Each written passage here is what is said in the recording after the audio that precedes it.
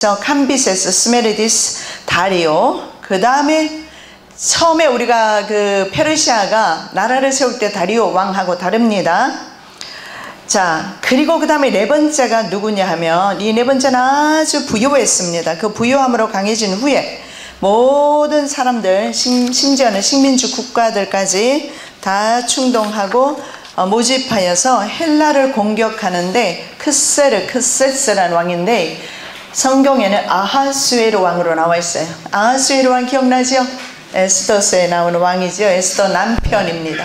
이 에스더 남편이 바로 네 번째 왕이 되겠습니다. 자, 여기까지 이해되죠? 됩니까? 네, 지금 계속 가면 조금 더 복잡해져요. 다니엘 사돈 중에 오늘이 제일 복잡할지 몰라요. 그래도 하나님께서 이미 귀를 열어주셨어요. 그래서 이해하게 될 것입니다. 되도록이면 천천히 그리고 쉽게 설명을 드리도록 하겠습니다. 자, 이것을 이해를 하면 다니엘서 11장 전체를 이해를 하고 읽을 수가 있어요. 자, 아하수에로 왕이 네 번째 왕입니다. 자, 페르시아 네 번째 왕 아하수에르는 그리스 원정 가기 직전에, 그때가 BC 483년경입니다. 세력 과시와 충성 맹세를 위해서 수산도성의 백성을 위해서 7일간의 잔치가 따로 있었고, 그 잔치를 제외하고 180일 동안 연회를 베풀었습니다.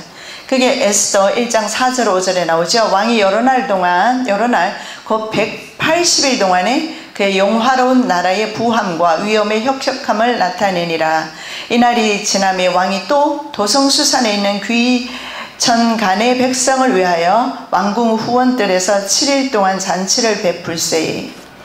자, 이렇게 잔치를 베풀고 아하수에르 왕은 적어도 역사가에 따라서 그 내용이 조금은 다른데요, 50만의 군대와 이 50만을 또 뒤에서 후원하는 50만의 병창 부대를 이끌고 전쟁에 나갔다고 합니다. 100만의 군대를 이끌고 나갔어요. 영화 300라고 있어요. 그게 300으로 나와 있으니까 한국에는 어떻게 번역됐는지 모르겠는데, 거기에 보면 아하수에르 왕이 얼마나 치장을 요란하게 하고 완전히 바다의 모래떼와 같은 군사들을 이끌고 그 해변을 덮어버린 그런 장면이 나와요. 이렇게 바로 이 나라가 네 번째 왕 아하수에르가 그렇게 군사들을 이끌고 갔어요. 그러나 역사의 주인은 하나님이십니다. 인간의 숫자에 있는 게 아니고 병사의 숫자에 있는 것이 아니라 하나님께서 페르시아를 멸하시고 헬라 왕국을 이미 일으키고 계셨어요. 자, 이렇게 100만의 군대를 이끌고 알렉산더 대제와 전쟁을 하는데, 알렉산더 대제는 불과 4만 명을 가지고 전쟁을 했는데 졌습니다. 왜 그러냐면 페르시아 군대는요, 각 나라의 병사들을 차출을 했어요. 식민지 국가로부터.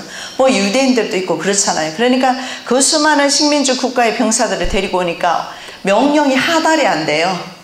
쉽게 말씀드리면 말을 못 알아먹는 거예요. 그렇게 해서 결국은 너무 많은 숫자가 전쟁에 방해돼서 지게 된 것을 보게 됩니다. 그래서 전쟁의 승패는 여호와께 있다는 것을 분명히 볼 수가 있어요. 그 많은 군대를 가지고 말이죠. 갔음에도 불구하고 헬라 군대에 졌습니다. 자, 3절 4절에 이제 넘어가겠는데, 헬라 알렉산더 대제와 왕국의 분할이 이루어지고 있어요.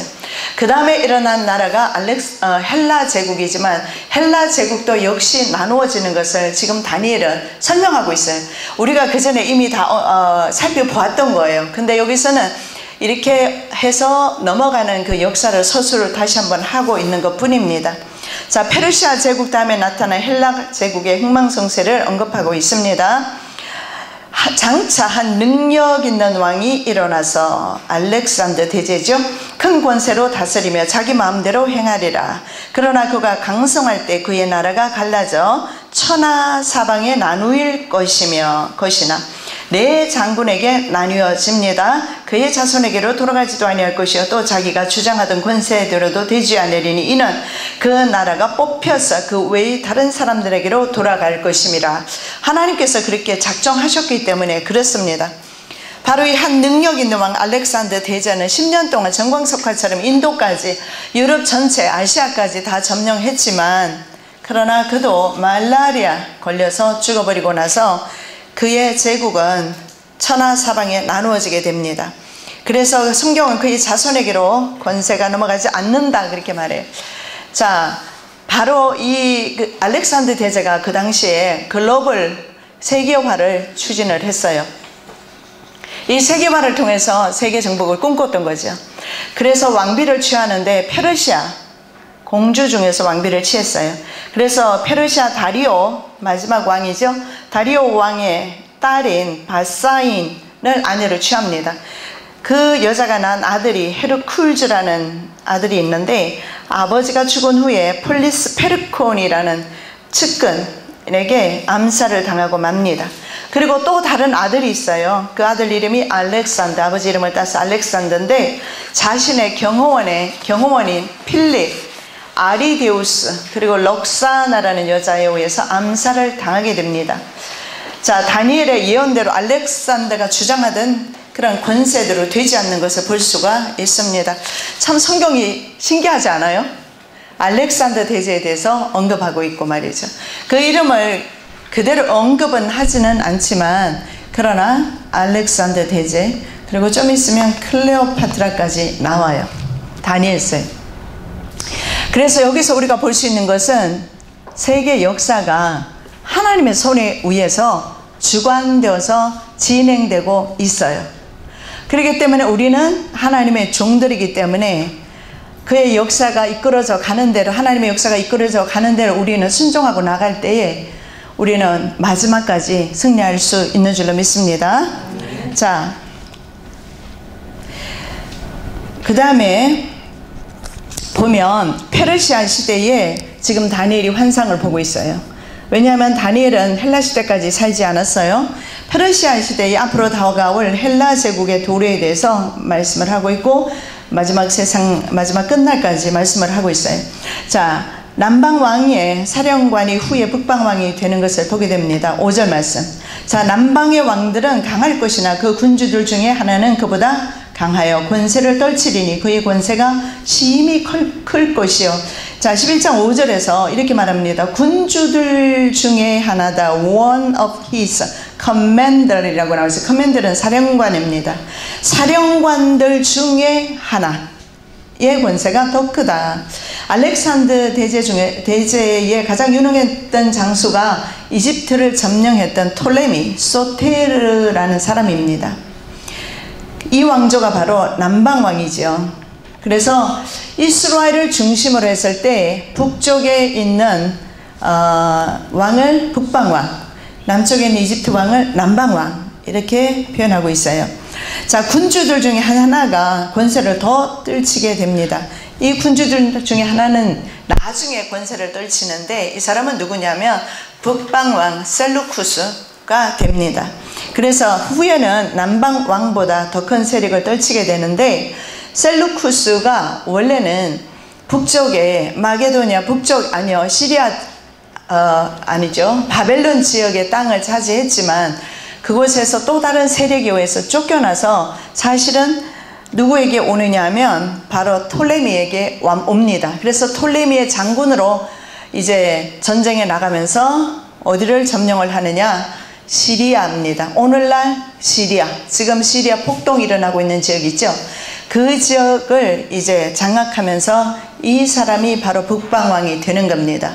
자, 이해가 되시죠? 둘 다 알렉산더 대제의 장군이었지만 그런데 북방왕이었던 셀루쿠스가 처음에는 힘이 없어서 남쪽에 있는 톨레미 왕조의 장군으로 있다가 후에는 그가 북쪽을 완전히 탈환하고 북방왕이 되는 겁니다. 이것을 성경에서 군주들 중 하나는 그보다 더 강하게 될 것이다 이렇게 말하고 있어요.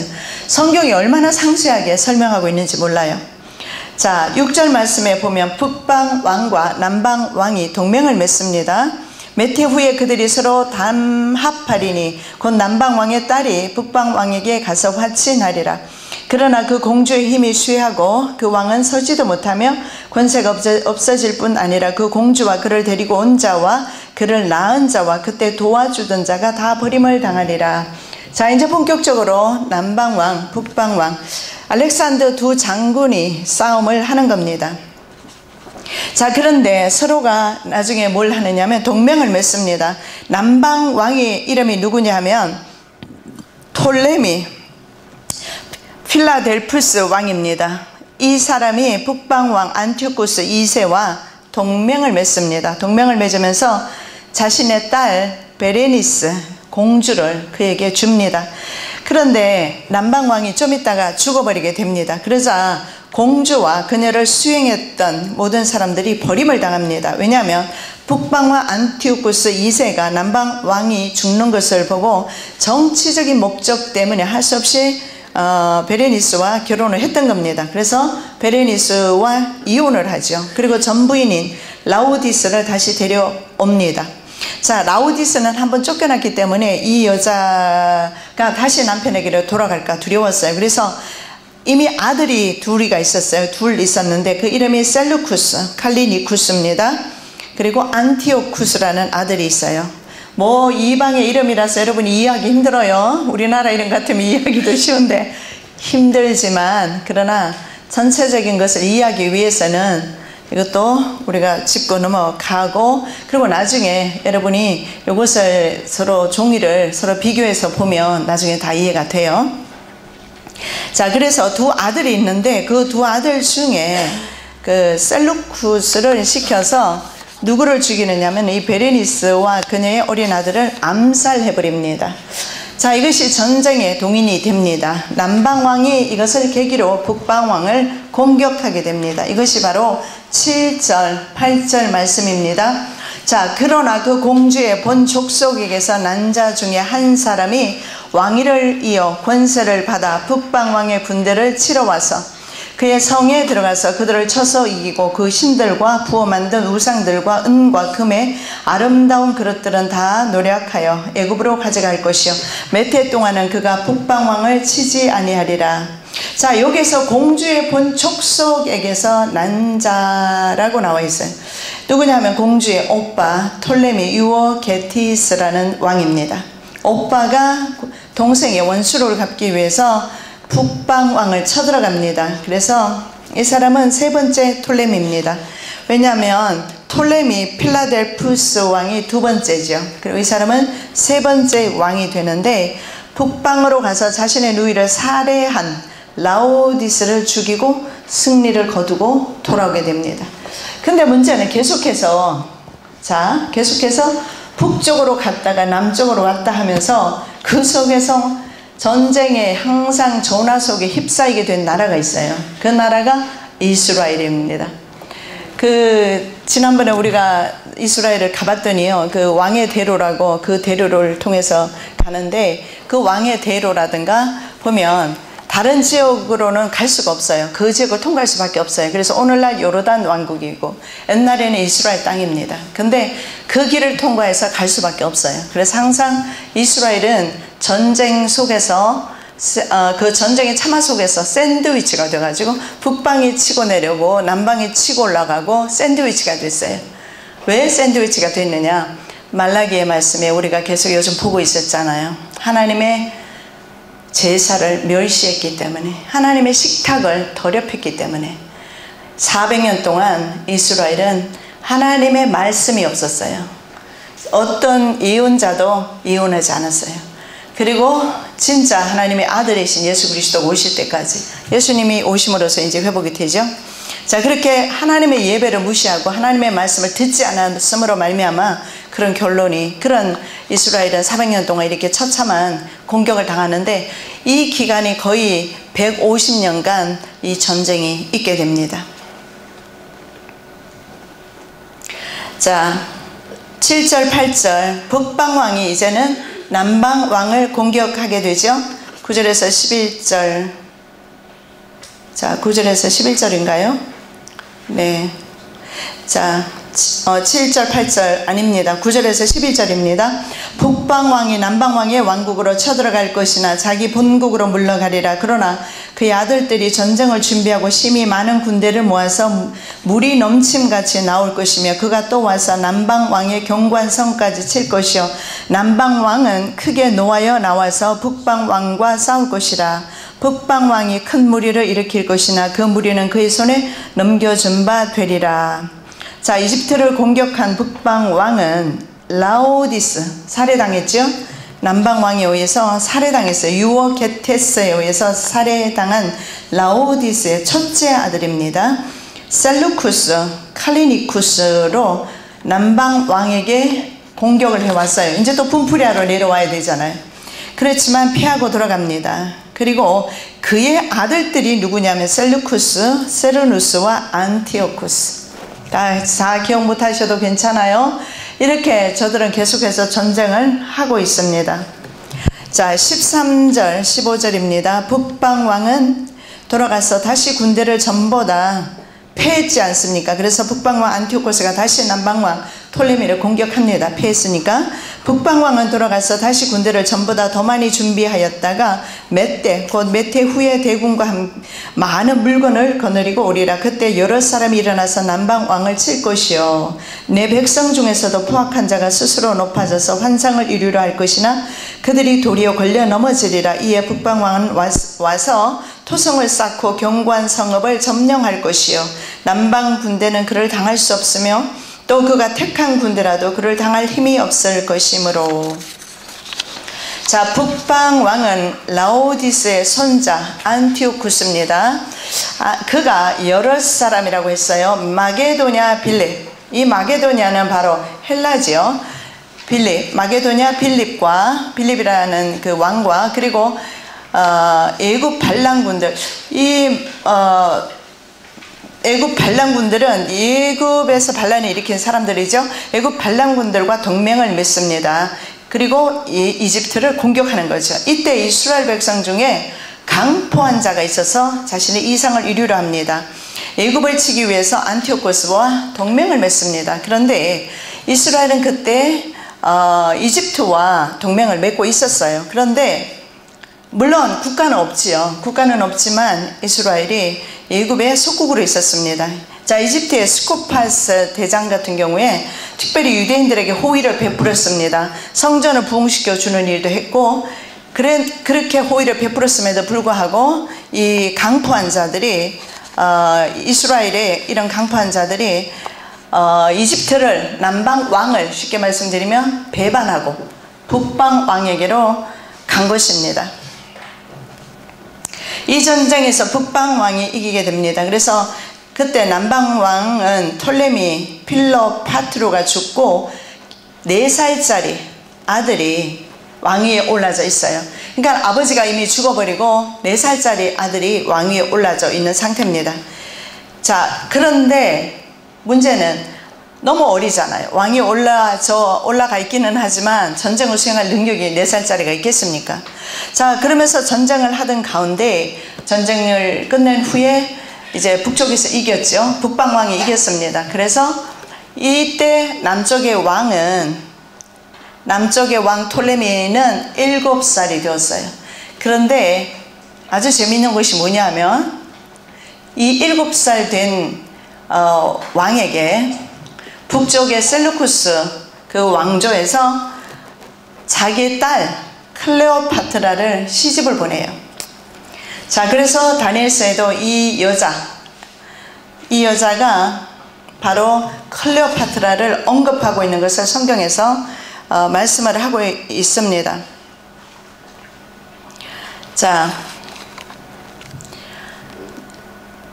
그 다음에 말씀을 읽어보겠습니다. 17절입니다. 그가 결심하고 전국에 힘을 다하여 이르렀다가 그와 화친할 것이요, 그는 북쪽 왕이죠. 북쪽 안티오쿠스 2세가 되겠죠. 자, 이르렀다가 남쪽 왕과 화친할 것이고 또 여자의 딸 클레오파트라를 그에게 주어 그의 나라를 망하게 하려 할 것이나 이루지 못하리니 그에게 무익하리라. 자, 화친은 결혼 동맹을 말합니다. 동맹이 실패를 합니다. 왜 실패하는 이유가 뭐냐면 클레오파트라가 아주 영리해요. 정치가예요. 아버지를 배신하고 자기가 시집을 왔으니까 이집트를 살리려 합니다. 그래서 남편에게 서게 됩니다. 그래서 그 뜻을 이루지 못하게 돼요. 북방왕이. 할 수 없어서 북방왕은 이집트 대신에 섬들에게로 고개를 돌립니다. 이 섬들은 지중해 섬들과 그 해안들이 소아시아가 되겠습니다. 소아시아. 새로운 소아시아를 공격하다가 누구를 만나느냐 하면 새로운 당대 세력 로마를 만나면서 좌절하게 되는 것이 그 다음에 18절 20절에 나와 있어요. 그 후에 그가 그의 얼굴을 바닷가로 돌려 많이 점령할 것이나 한 장군이 나타나 그의 정복을 그치게 하고 그 수치를 그에게로 돌릴 것이므로 그가 드디어 그 얼굴을 돌려 자기 땅 산성들로 향할 것이나 거쳐 넘어지고 다시는 보이지 아니하리라. 그 왕위를 이을 자가 압제자를 그 나라의 아름다운 곳으로 두루 다니게 할 것이나 그는 분노함이나 싸움이나 몇 날이 못되어 망할 것이요. 자, 안티오코스는 한 대장, 그 대장이 로마의 대장이겠죠. 루시우스 스키피오를 만나게 됩니다. 그래서 이 사람을 만나서 이 장군이 이집트를 떠나라. 왜냐하면 이때 벌써 이집트는 누구의 영향권에 들어가느냐면 로마의 영향권에 들어갑니다. 클레오파트라는 영화를 보시면 클레오파트라가 나중에 시저와 연합하는 걸 보게 되죠. 그리고 시저와의 관계 속에서 아들을 낳게 됩니다. 그러면서 이제 이집트를 계속해서 북방 왕으로부터 막는 것을 보게 돼요. 그 클레오파트라는 영화를 보면 그런 내용들이 나와 있어요. 그래서 클레오파트라가 자기 자신 나라를 지키기 위해서 아버지 형제로부터 자기 나라를 지키기 위해서 로마와 손을 잡게 됩니다. 그런데 이것을 성경에서 미리 다니엘이 말씀을 하고 있어요. 굉장히 재밌죠? 역사가 재미없어요? 머리 아파요? 예, 막 왕들이 나오니까 머리가 아픈데 뭐 이성계, 왕건 이렇게 나오면 이해하기 쉬울 텐데 죄송해요. 그렇게 불러드리지 못해서 한국 이름으로 좀 바꿔서 쓸 걸 그랬어요. 이해하기 쉽게. 그럼 빨리빨리 이해할 거 아니에요, 그죠? 제가 머리가 모자라가지고 미리 그 옆에다가 이 한국 이름 붙여가지고 그 이름을 계속 반복하면 이해하기 쉬울 텐데 나중에 집에 가서 한 번 더 연구하세요. 저 이거 연구하느라 머리 다 빠졌어요. 머리카락 다 빠졌어요, 진짜. 저도 너무 헷갈리더라고요. 이 왕들이 이게 도대체 어느 왕일까? 성경에 딱딱 그 왕 이름을 써놓으면 좋은데 써놓지 않잖아. 이건 역사가들이 말하는 왕들이거든요. 그러다 보니까 그가 누군지 알 수가 없어요. 북쪽 왕인지 남쪽 왕인지. 애 좀 썼어요. 여러분들 애 좀 쓰시기 바랍니다. 집에 가셔서 연구 좀 하세요. 그냥 종이 그냥 던져버리지 마시고. 그래서 카피를 해서 드리는 거예요. 자, 성경의 말씀이 얼마나 정확하게 성취되는지 여러분 신기하잖아요? 너무 신기하죠? 저는 그래서 이 맛에 있잖아요. 성경을 역사와 더불어서 같이 연구하고 참 재밌어요.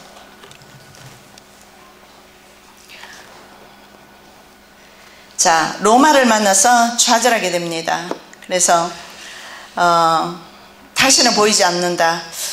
그렇게 말하죠. 바로 안티오쿠스가 로마 장군을 만나면서 좌절된다는 거죠. 그래서 이집트에서 손을 떼게 됩니다. 이집트를 지배하는 강자가 나타난 거죠. 그 강자가 바로 로마입니다. 안티오쿠스의 뒤를 셀루쿠스, 필로파트로가 이어받습니다. 이 사람은 성경에 보면 토색하는 자로 그렇게 나와 있어요. 토색하는 자로 세금을 거둬들이는 일을 했다. 그런데 까닭 없이 죽어버렸다 이렇게 나오는데 실제로는 이 토색하는 자를 강요자라고 하기도 하는데 이 토색하는 자 그 사람이 누구였느냐면 이 왕의 총리였던 사람이에요. 헬리오 두루스라는 사람이 극약으로 그 왕을 죽이게 됩니다. 그래서 보십시오.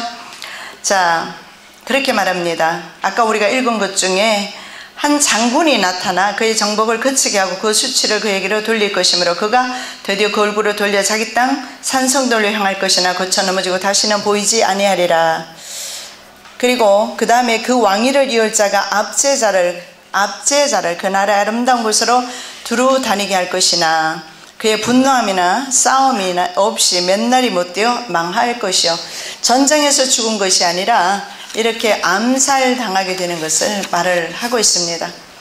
자, 그 다음에 21절부터 12장 3절까지는 그 유명한 적그리스도 모형인 안티오쿠스 에피파네스가 나와요. 안티오쿠스 하면은 벌써 셀루쿠스, 안티오쿠스 뭐 이런 것은 북방의 왕인 것을 이제 이름 들어보면 알겠죠. 남쪽에는 그 이름 안 써요. 톨레미, 소테르 뭐 이런 이름을 쓰거든요. 그런데 적그리스도 모형으로 안티오쿠스 에피파네스가 나옵니다. 21절입니다. 또 그의 왕위를 이을 자는 한 비천한 사람이라 나라의 영광을 그에게 주지 아니할 것이나 그가 평안한 때를 타서 속임수로 그 나라를 얻을 것이며. 자, 이 사람은 중요합니다. 그래서 살펴보겠습니다. 21절에서 24절까지 안티오쿠스 에피파네스에 대해서 말하고 있습니다. 자, 이 사람이 어린 조카를 죽이고 왕위를 찬탈하려는 일을 했기 때문에 성경은 그를 비천한 사람이라고 말씀합니다. 안티오쿠스 에피파네스는 강교하고 겉멋술수에 아주 능했다고 합니다. 그리고 아주 포악해서 하나님의 정과 제사장을 더럽히고 백성들을 참혹하게 죽인 사람으로 적그리스도의 모형이 되고 있습니다. 남방왕과 전쟁을 통해서 세력을 떨치며 돌아오는 길에 어디를 들리느냐, 영화로운 땅 들리게 되어 있어요. 침략해서 이스라엘과의 동맹을 맺었잖아요. 그 전에 이미 북방왕이니까. 왜냐하면 이스라엘의 강포한 자가 북방왕과 동맹을 맺었잖아요. 그런데 그 동맹을 파괴해버립니다. 그리고 하나님의 백성들을 유린합니다. 그래서 유대인들 중에는 정결을 지키는 자와 일시적으로 실족하였다가 회개하는 사람이 있었어요. 정결케 되는 사람. 처음부터 끝까지 믿음 지키는 사람이 있었던가 하면 실족하고 넘어졌다가 다시 회개하고 돌아오는 사람이 있었고, 배도하는 사람들이 굉장히 많이 나타났어요. 자, 그리고 특이한 것은 극히 큰 그런 환난 중에서도 많은 사람들을 바른 길로 옳은 대로 인도하는 용감한 하나님의 백성들이 있었어요. 자, 비천한 것은 왕이 아니라서가 비천한 것이 아니라는 겁니다. 자, 적그리스도이기 때문에 비천하다는 겁니다. 이것을 오늘날 적그리스도로 봤을 때 비천한 것은 적그리스도이기 때문에, 그래서 예수님도 멸망에 가증한 것이다, 다니엘도 멸망에 가증한 것이다, 그렇게 표현하고 있어요. 자, 그래서 멸망에 가증한 것이기 때문에 비천합니다. 자, 오늘 만일에 21절의 말씀을 적그리스도의 모형으로 보고 적그리스도로 봤을 때 오늘날은 평안한 때, 민주주의 시대에 나타나서 전 세계 사람들을 완벽 장악하기 때문에 비천하다, 그렇게 볼 수가 있어요. 자, 다니엘은 마지막에 나타나는 왕 적그리스도가 나라를 속임수로 얻게 될 뿐 양위받지 않는다고 말씀을 합니다. 왜냐하면 나라의 영광을 그에게 주지 아니할 것이나, 그 왕의 그것이 여기에 보면 능동형이 아니라 수동태로 되어 있어요. 스스로 자기가 가지는 것이 아니라 주지 아니하면 받지 못한다는 것을 보게 됩니다. 무슨 말씀이냐면 적그리스도는 하나님께서는 그에게 때를 마지막 한때, 두때, 반때를 허락은 하지만 문제는 왕위를 이어받지는 못한 자다, 이 말입니다. 그래서 마지막 때 나타나는 적그리스도는 왕자여야 된다라는 것을 볼 수가 있어요. 아직 왕위를 이어받지 않았으니까. 그런데 안티오쿠스 에피파네스는 왕위를 찬탈했습니다. 그리고 적그리스도는 왕위를 받지 못한 왕자의 신분으로 전 세계를 양도받게 된다는 것을 참고로 하시기 바랍니다. 우리가 오늘 적그리스도까지 하지 못하기 때문에 말씀 못 드립니다만은, 적그리스도는 그래서 비천하고 적그리스도는 반드시 왕족이어야 하면서 동시에 왕은 아니에요. 왕자여야 된다는 것을 볼 수가 있어요. 자, 첫 번째 애굽 원정이 25절, 28절. 누가? 안티오쿠스 에피파네스라는 사람이. 자, 그가 그의 힘을 떨치며 용기를 다하여 큰 군대를 거느리고 남방왕, 이때 남방왕은 클레오파트라 아들 필로파트로가 있었어요. 칠 것이요, 남방왕도 심히 크고 강한 군대를 거느리고 맞아 싸울 것이나 능히 당하지 못하리니 이는 그들이 계략을 세워 그를 치민이라. 그의 음식을 먹는 자들이 그를 멸하리니 그의 군대가 흩어질 것이요 많은 사람이 엎드려져 죽으리라.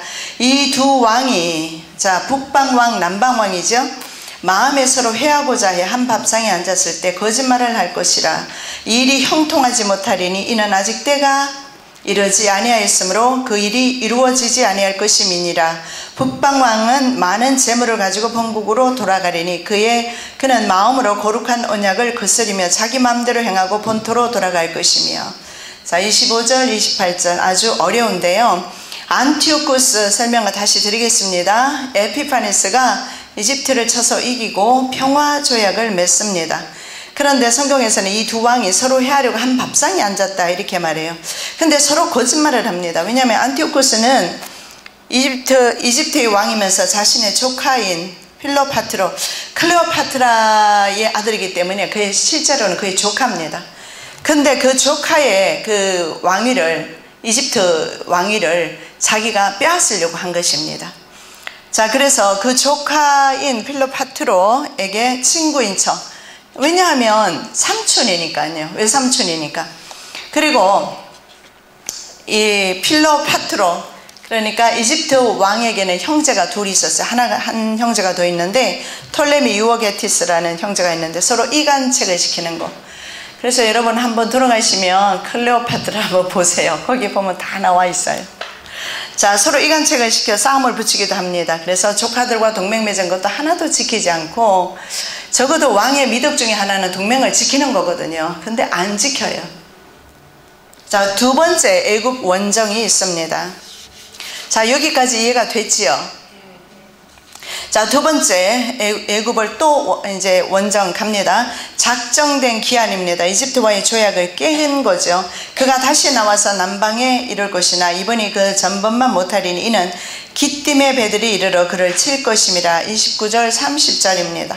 자, 이때가 BC 169년에 두 번째 원정이 있지만 다니엘이 언급하지 않아요. 그래서 이것은 세 번째 원정이 되는데 이 세 번째 원정이 크게 성공하지를 못합니다. 이유는 기띔에서 온 배들 때문이다.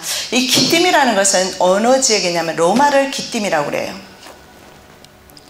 안티오코스는 로마의 팽창으로 결국 패배를 안고 낙담하고 돌아갑니다. 그 전처럼. 30절, 이는 기띔의 배들이 이르러 그를 칠 것임이라. 그가 낙심하고 돌아가면서, 로마가 바로 이집트를 섭정하고 있었어요. 아까 제가 말씀드렸던 것처럼 클레오파트라와 그의 자녀가 통치할 때는 이미 이집트가 로마의 섭정 아래 있었어요. 자, 로마 영사 가이우스 포피리우스와 협상을 하게 됩니다. 자, 그는 안티오쿠스 에피파네스 주변에다가 원을 그렸습니다. 그리고 이렇게 말해요. 뒤로 물러날 것인가, 애굽을 칠 것인가, 원 밖을 나오기 전에 결정해라. 그렇게 말해요. 원 밖에 나오기 전에 선택하라. 원 밖에 나오기 후에는 선택의 여지가 없다는 거죠. 할 수 없이 안티오쿠스 에피파네스는 물러갈 수밖에 없었어요. 로마의 세력 때문에. 자, 돌아가면서 다시 이스라엘을 짓밟습니다. 30절 35절, 이는 기뜸의 배들이 이르러 그를 칠 것임이라. 그가 낙심하고 돌아가면서, 안티오쿠스 에피파네스죠, 맺은 거룩한 언약에 분노하였고 자기 땅에 돌아가서는 맺은 거룩한 언약을 배반하는 자들을 살필 것이며, 군대는 그의 편에 서서 성소 곧 견고한 것을 더럽히며 매일 드리는 제사를 폐하며 멸망하게 하는 가증한 것을 세울 것이며, 그가 또 언약을 배반하고 악행하는 자를 속임수로 타락시킬 것이나 오직 자기 하나님을 아는 백성은 강하여 용맹을 떨치리라.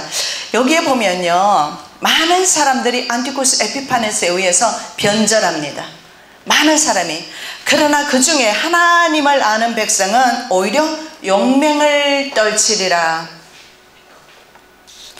화가 난 안티오쿠스 에피파네스는 분풀이를 이스라엘 백성들에게 한 겁니다. 그래서 자기의 계획을 이행하기 위해서 배교한 유대인에게로 가는 것입니다. 그래서 배교한 유대인들을 이용해서 이스라엘을 진멸하는 일을 합니다. 중요한 것은 성경에 이제 하나씩 지금 보겠는데요. 매일 드리는 제사를 피한다는 겁니다. 정말 중요하죠. 견고한 곳을 더럽히고 매일 드리는 제사를 피한다. 자, 지금 오늘 방금 읽은 말씀 30절 32절 말씀을 다시 한번 상세하게 보고 있습니다. 견고한 곳을, 이스라엘 예루살렘 도성이겠죠, 더럽히고 매일 드리는 제사를 피하게 됩니다. 안식일에 예루살렘 성을 공격해서 부녀자와 아이들을 감금하고 집을 불태워버리는 일을 합니다. 그리고 매일 드리는 제사를 폐하여지고 성정 감시 망대가 점령을 당하게 됩니다. 제사를 못 드리게 돼요. 매일 드리는 제사가 못 드리게 되죠. 그리고 유대인들에게 이교도의 관습을 따르게 합니다. 성전에서 안식일 절기와 희생 제물을 드리지 못하게 하였습니다. 자, 말라기 1장 10절의 말씀에 너희가 내 제단 위에 헛되이 불사르지 못하게 하기 위하여 너희 중에 성전문을 닫을 자가 있었으면 좋겠다. 하나님의 말씀대로 성전문이 닫혀지게 되었어요. 성수와 제사장들을 모독했습니다. 이교 제단을 세웠어요. 마지막 때도 적그리스도는 제3성전에 우상을 세우게 됩니다. 그리고 우상에게 절하게 해요. 자기가 그 자리에 서게 될 것입니다. 그리고 자기를 예배하려고 하게 됩니다. 그래서 안티오코스 에피파네스가 적그리스도 모형이 되는 겁니다. 자기가 그 자리에 가서 자기 자신을 예배하라. 이교 제단을 세워놓고 이교 제의를 드리게 했습니다. 돼지로 희생제사 드리게 했습니다. 할례를 금지시켰어요. 음란과 신성모독적인 그런 행위들을 했습니다. 그 다음에 중요한 것은 그곳에 가증한 것을 세운다는 거예요. 이 가증한 것은 성경에 미운 물건으로 표현됩니다. 간담을 서늘케 하다, 두려움을 갖게 하다, 뭐 이런 뜻이 있는데 번제단에 세워진 이방제단을 말합니다. 자, 우상을 세우고 배교한 제사장들로 하여금 제사를 드리게 하는 겁니다. 자, 하나님의 성전에서 이방의 우상을 세워놓고 이스라엘 제사장들로 하여금 제사를 드리게 한 거예요. 그리고 이스라엘 제사장들은 바로 생존을 위해서, 살아남기 위해서 그 제사를 집도하게 됩니다.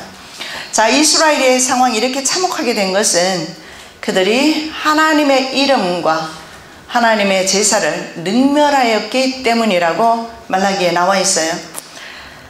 말라기 1장 7절 8절 그리고 13절 말씀에 너희가 더러운 떡을 나의 제단에 드리고도 말하기를 우리가 어떻게 주를 더럽게 하였나이까 하는도다. 이는 너희가 여호와의 식탁은 경멸히 여길 것이라 말하기 때문이라. 만군의 여호와가 이르노라 너희가 눈먼 희생 제물을 바치는 것이 어찌 악하지 아니하며 저는 것 병든 것을 드리는 것이 어찌 악하지 아니하냐. 이제 그것을 너희 청독에게 드려보라. 그가 너를 기뻐하겠으며 너를 받아주겠느냐. 이 일이 얼마나 번거로운고 하며 코웃음치고 훔친 물건과 저는 것 병든 것을 가져왔느니라. 예배 제사 드리는 것이 너무나 번거로워. 그래서 드리긴 드려야 되겠고 저는 것, 눈먼 것, 병든 것 이런 것 가져와서 예배를 드렸어요. 이스라엘은 마음을 주님께 드리지 않고 형식적인 그런 예배. 그래서 국가적인 그 종교가 이제는 더 이상 하나님께 연락되지 못하기 때문에 이스라엘 국가가 망하게 된 것입니다. 이스라엘 자손이 그 죄책을 지고 400년 동안 엘리 시대와 같이 하나님의 말씀을 받지 못하게 됩니다. 그래서 정말 큰 재앙은요, 하나님의 말씀에 없는 기갈, 그 기갈이 우리에게 큰 재앙이라는 사실을 알아야 합니다. 마지막 때 기근이 올 것입니다만은 그 전에 중요한 것은 하나님의 음성을 듣지 못한 기갈입니다. 바로 이스라엘 백성들이 말라기 이후에 하나님 음성을 들을 수 있는 그런 선지자들이 없었어요. 그래서 말라기 이후 400년 후에 예수 그리스도가 나타날 때까지 그들은 흑암에 있어야 했습니다. 말라기 2장 3절입니다. 보라 내가 너희의 자손을 꾸짖을 것이요 똥 곧 너희 절기의 희생의 똥을 너희 얼굴에 바를 것이라. 너희가 그것과 함께 자하여 버림을 당하리라. 자, 절기의 희생의 똥은요, 내장이나 똥 같은 것은 바깥 재버리는 곳에 버립니다. 바깥 재버리는 곳은요 부정하고 불결한 곳입니다. 그래서 이스라엘 백성들이 총회 밖에 있었는데 문둥병자나 유출병 혹은 죽은 자들이 그곳으로 이스라엘 총회 바깥으로 쫓겨나서 사는 곳이었어요. 그래서 그곳은 문둥병자나 죽은 자들이 사는 곳이란 말이죠. 그래서 부정한 곳입니다. 그런데 하나님께서는 이스라엘 백성들을, 예배를 경멸하는 이스라엘 백성들을 바로 똥 버리는 곳에 버려버리겠다. 그래서 그들이 이방인에게 이렇게 처참하게 짓밟히게 되는 것입니다. 이스라엘 총회 바깥은 이스라엘 백성은 아주 불결하게 생각했어요. 그런데 예수님께서는 이스라엘 사람들이 아주 혐오하는 영문 밖으로 십자가를 지고 가십니다. 자, 그래서 예수님께서 영문 밖에서 십자가를 지시고 고난받을 때까지 이스라엘은 소망 없이 이방인에게 철저하게 짓밟히는 것을 보게 됩니다. 자, 히브리서 13장 12절 말씀에 그러므로 예수도 자기 피로써 백성을 거룩하게 하려고 성문 밖에서 고난을 받으셨느니라. 자, 예수님께서 성문 밖에서, 예수님은 우리의 부정하고 불결하고 더러운 죄를 짊어지시고 예수님은 친히 똥 버리는 곳, 재 버리는 곳으로 가셨습니다. 그래서 그 저주를 예수님이 담당하셨으므로 우리는 예수로 말미암아 자유와 기쁨을 누리고 사는 거예요. 그래서 이스라엘 백성들은 이 주님이 오시는 때까지 그 죄책을 감당을 해야 했습니다. 자, 그리고 그러나 이 400년 동안 그들은 완전히 버려진 것은 아니었어요. 왜냐하면 지혜로운 자들이 있었어요. 하나님을 잘 경외하고 영명한 지혜로운 자들이 있어서 많은 사람을 바른 길로 인도했어요. 마지막 때도 그렇게 될 겁니다. 저는 그렇게 생각하고요. 유대인 랍비들도 그렇게 생각을 해요. 14만 4천 명이 구원받은 유대인의 12지파의 수다, 구원받은 수다 이렇게 말하지만 그런 의미가 아니라 전 세계에 흩어져서 주의 자녀들을 이끌 믿음의 영웅들이라 저는 그렇게 생각을 해요. 그래서 마지막 때에도 이런 영맹한 자들이 나타나서 성도들을 이끌게 될 것입니다. 이때가 바로 그랬어요. 바로 영명한 사람, 지혜로운 사람이 있었습니다. 백성 중에 지혜로운 자들이 많은 사람을 가르칠 것이나 그들이 칼날과 불꽃과 사로잡힘과 약탈을 당하 여러 날 동안 몰락하리라. 다니엘 11장 33절. 이들도 역시 처참하게 나중에는 몰락을 당하게 됩니다. 사람들을 타락시키지만 하나님의 백성들은 용맹을 바라는 것을 보는데 이 사람들은 누구냐 하면 율법에 충실한 경건한 사람들이었어요. 율법, 하나님의 말씀 따라 살아가는 사람들인데 이 사람들은 하시딤이라고 그래요. 하시딤. 이들이 핍박을 받고 있던 유대인들을 인도를 합니다. 이들이 누구냐 하면 이 지혜로운 자, 영맹스러운 자가 누구냐면 유다 마카비와 그의 형제들입니다. 유다 마카비와 그의 형제들의 활동으로 안티오쿠스 에피파네스의 그 군대가 주춤했어요. 왜냐하면 이들이 산속에 숨어서 게릴라전을 펼쳤어요. 그래서 항거했던 바람에 안티오쿠스 에피파네스가 물러갈 수밖에 없었습니다. 그러나 이들조차도 나중에는 처참하게 파멸을 당하게 됩니다. 이것을 성경에서 약탈을 당하고 사로잡힘 당하고 몰락하게 될 것이다 이렇게 말하고 있어요. 자, 그러나 수많은 위선자들이 거짓으로 믿음의 사람들과 연합하게 됩니다. 오늘날 신선지 교인들하고 비슷한 것 같아요. 믿음을 교인으로 가장해서 들어와서 교회 전체를 흔들어버리고 교회를 넘어가게 만들어요. 그때도 그러한 일들이 있었어요. 믿음을 가장해서 믿음의 사람들에게 들어가서 그들과 연합하는 척하면서 그들에게 바로 시리아 정부에게 북방왕에게 정보를 다 주고 그렇게 해서 본거지가 털리거나 약탈을 당하거나 이런 어려운 일들을 당했어요. 그래서 총체적으로 바로 이 시대는 이 어려운 일을 당할 수밖에 없어요. 그래서 여러분 기억나십니까? 지난번에 다니엘이 이 마지막 전쟁에 대한 예언의 말씀을 듣고 어떻게 했죠? 혼절했지 않습니까? 왜냐하면 이스라엘 백성들이 그 당할 그 끔찍한 일을 바라보면서 이렇게 혼절하게 됐습니다. 자, 그래서 이들이 이렇게 죽임을 당한 것은 신앙을 지키는 문제와 관련해서 수많은 사람을 가르쳤다는 이유입니다. 그럼에도 불구하고 마지막 때에도 역시 사람들을 바른 길로 인도하는 가르치는 사람들이 있습니다. 그 사람들 때문에 많은 사람들이 바른 길로 가게 될 것입니다. 자, 이 사람들이 나중에는 이렇게 어떻게 자기네들이 생각을 했느냐면 바리새인들이 이들의 영적 후손이라고 생각을 합니다. 왜냐하면 바리새인은 분리주의자 이런 뜻이고 separatist, 분리되었다 이 말입니다. 선별된 자. 그래서 바리새인들이 이 하시됨의 후손이라 경건한 자 후손이다. 그래서 실제로 바리새인들이 경건한 삶을 살았던 것 같습니다만은 이들 역시 위선자였지 않습니까? 예수님이 책망하셨던. 네. 자, 이 무리들은 또한 마지막 때 적그리스도에 저항하는 세력이 될 것입니다. 바로 이 용맹스럽고 지혜로운 자. 자, 마지막입니다. 속임수에 걸려서 몰락하게 된다. 11장 34절입니다. 그들이 몰락할 때 도움을 조금 얻을 것이나 많은 사람들이 속임수로 그들과 결합할 것이며 도움을 얻기는 합니다. 그런데 이 사람들이 사실은 바로 북방왕의 편에 서 있는 사람들이에요. 변절자 유대인들이죠. 이들이 바로 이 지혜로운 이런 용맹스러운 믿음의 사람의 진영에 들어와서 이 진영을 파쇄시켜버리는 겁니다. 자, 여기에서 우리가 정말 예수님의 말씀이 생각나요. 너희는 뱀같이 지혜로워라. 그래서 우리는 분별할 수 있는 영이, 성령의 은혜가 마지막 때는 필요해요. 아무거나 받는다고 해서 하나님의 말씀이 아니에요. 아무나가 죄종이 아니라는 거죠. 마지막 때는. 그때도 그랬습니다. 변절자들이 이 지혜로운 그런 무리에, 용맹스러운 이 무리에 몰려들어와서 이들을 패망시키는 일에 앞장을 선 것을 말하고 있습니다. 그것이 바로 몰락할 때 도움을 조금 얻어요. 그들이 막 도와줘서 얻는 것 같으나, 그러나 사람들이 속임수로 그들과 결합할 것이다. 자, 앞으로 크리스찬을 핍박할 사람은 크리스찬들이 될 겁니다. 적그리스도가 기독교 안에서 나오잖아요. 그래서 마지막 때도 이런 일들이 일어나게 될 거예요.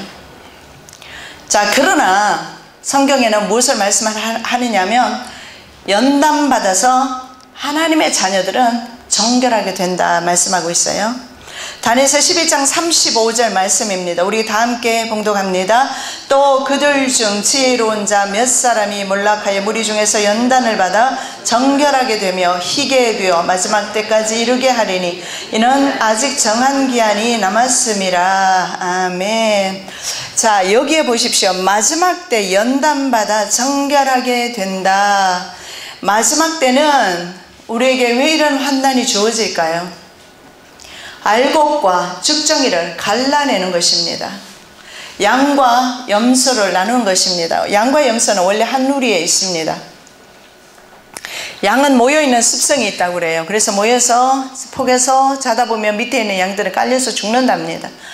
염소는 들이받는 성질이 있고 혼자 놀아요. 그래서 연합해서 있는 꼴을 못 봐. 그래서 와서 들이받는데요. 그럼 양들이 얼마나 피곤하겠습니까? 그죠? 들이받고 있으니까. 그런데 그 들이받는 염소로 말미암아 양들은 깔려 죽지 않아요. 마찬가지로 이 환난을 통해서 하나님께서는 진짜 성도 가려내는 겁니다. 보통 은혜 시대는요, 얼마든지 가릴 수가 있어요. 진짜인지 가짜인지 구분이 안 돼요. 그러나 환난에 딱 들어가게 되면 진짜는 진짜로 드러나게 될 거예요. 그리고 그들의 표적이 될 것이며, 진짜를 멸하기 위해서 그들은 온갖 술수를 다 쓰게 될 겁니다. 그럼에도 불구하고 마지막까지 지혜로운 자, 하나님의 지혜 있는 자, 하나님의 지혜는 소피아라고 그래요. 하나님의 영적 계시를 아는 사람 말이에요. 바로 신적 계시 받은 사람, 하나님의 나라를 경험한 사람, 이런 사람들은 마지막까지 절대 넘어가지 않아요. 승리합니다. 그래서 마지막 때 이런 환난들은 가짜와 진짜를 구분하는 그런 기간이에요. 그렇기 때문에 우리에게는, 믿음의 사람에게는 은혜의 시간이, 힘들지만 능히 이길 수 있는 그런 시간이 될 것입니다. 그래서 우리가 마지막 때까지 오늘 이 말씀 붙잡으시기 바랍니다. 정결하게 될 것이다. 희게 될 것이다. 연단받아서 더 깨끗하게 될 것입니다. 우리가 보통 때는 그 정결하게 되는 것이 우리의 눈에 드러나지 않잖아요. 그런데 환난을 통과하면서 어땠습니까? 하나님의 종들은 더, 심지어는 아까 제가 말씀드렸듯이 그들 중에는 변절자가 있었다가 회개하고 다시 돌아온 사람이 있었단 말입니다. 앞으로도 그런 사람들이 있을 겁니다. 왜냐하면 이 연단을 통해서 하나님을 쫓아가기 때문에, 하나님의 선택된 하나님의 종들은 하나님을 따르게 되어 있어요. 그러나 하나님의 종이 아닌 것은 교회에서 구별되어질 것입니다. 지금은 섞여 있어요. 그러나 나중에는 구별되어질 거예요. 우리는 하나님의 선택받은 하나님의 종입니다. 마지막까지 믿음으로 승리하시기를 예수님의 이름으로 축복합니다.